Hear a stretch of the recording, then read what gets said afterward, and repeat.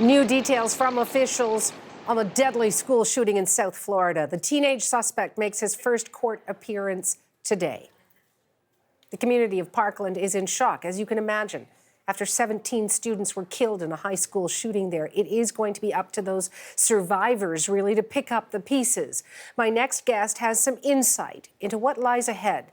He is a survivor of the Columbine High School massacre. That happened in 1999. Austin Eubanks was shot that day. He lost his best friend, and Austin says the road to recovery was certainly not an easy one. Our chase team has reached him in Colorado Springs. Austin, your heart must have stopped for a moment when you heard this. Where were you when you did hear that there was a shooting in South Florida and that 17 people were killed? I was actually in my car, and a reporter from the local news network in Denver reached out to me, and I was able to get an update from him in regards to what happened in Florida. And it was incredibly sad. And the imagery that was coming out of the news was just so eerily similar to Columbine, with the students running out with the hands above their heads and the armored vehicles on the lawn. It just brought back a lot of memories for me. And what is ahead for those students? Because we've been watching those videos and those pictures of those students, the family members who were fearful and in tears when they realized that either they were coming out or their child was not coming out. What was in front of you in the days and weeks ahead? So obviously, after a traumatic event like this, you're in shock for a period of time. And in my case, I was one of the students who was injured. I was 17 years old at the time. And as a result of my injuries, I was prescribed opiate medication. At that time, I had never drank a beer. I had never smoked weed. I had no known genetic predisposition to addiction. And very quickly, I began taking the drugs that I was prescribed off label in order to cope. And that led to a pretty debilitating addiction that spanned the majority of my 20s. So the important thing for students and families to know is that you cannot mask this emotional pain and expect to recover. You can medicate physical pain and recover from your injuries, but with emotional pain, you just have to feel it and lean on your community for support. Lean on others who are going through this with you and recover together. Don't isolate. How important is it to talk about it over and over? Because there are grief counselors heading to Parkland. We know that. It's incredibly important. And in my case, I had access to a ton of therapeutic services after Columbine, but due to the fact that I was medicating my emotional pain with narcotics, I wasn't able to engage in the stages of grief. So it's really important for everybody who is affected, and not just those who were directly affected, but the people in that community, to lean on therapeutic services for support and lean on each other, empower each other. All of these years later, is it easier, Austin?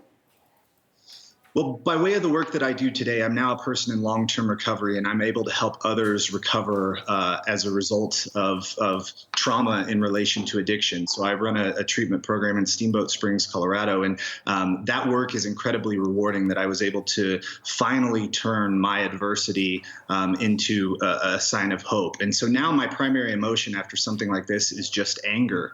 And that anger is due to the lack of action that we've taken in order to figure out, why is this happening in our society? We need to appoint a group of experts to really look at this and say, is it the accessibility to weapons? Is it mental health? Is it the way that we're socializing young boys and not addressing adverse childhood experiences? We need to convene a group of experts to really look at this and figure it out, and we need to follow their recommendations. And that hasn't been done to date, and that's incredibly frustrating for me.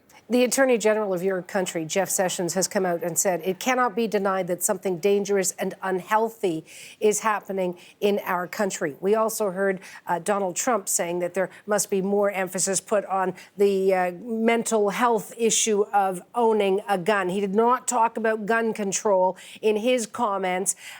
At what point do you roll your eyes and say, when is this elephant in the room going to be tackled? Well, almost immediately. And so this is what happens every time, is that a massive tragedy like this occurs and our entire society fractures into two camps. It's either mental health or gun control. And so I don't advocate for either of those. I want to go one step below that, and I want to say, let's let's bring together a group of trusted experts to really figure it out. What is it? And then let's come together and follow those recommendations, because this fracturing of people moving into one of two camps isn't getting us anywhere. And I think that we have to get to the bottom of why this is happening.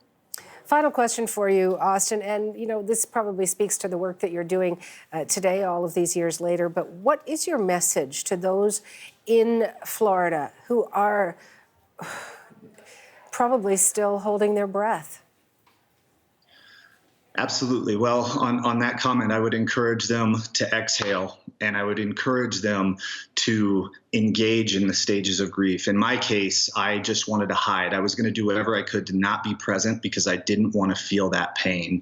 You have to be willing to just sit in it, talk about it, don't isolate. And if you're struggling, reach out for help, and do that very, very early on, because the problem is it gets worse over time if you're not able to actually go through the stages of grief in a healthy fashion. So if you find that you're at a roadblock, you have to reach out for help, because there's people who have been there and they've been able to overcome it.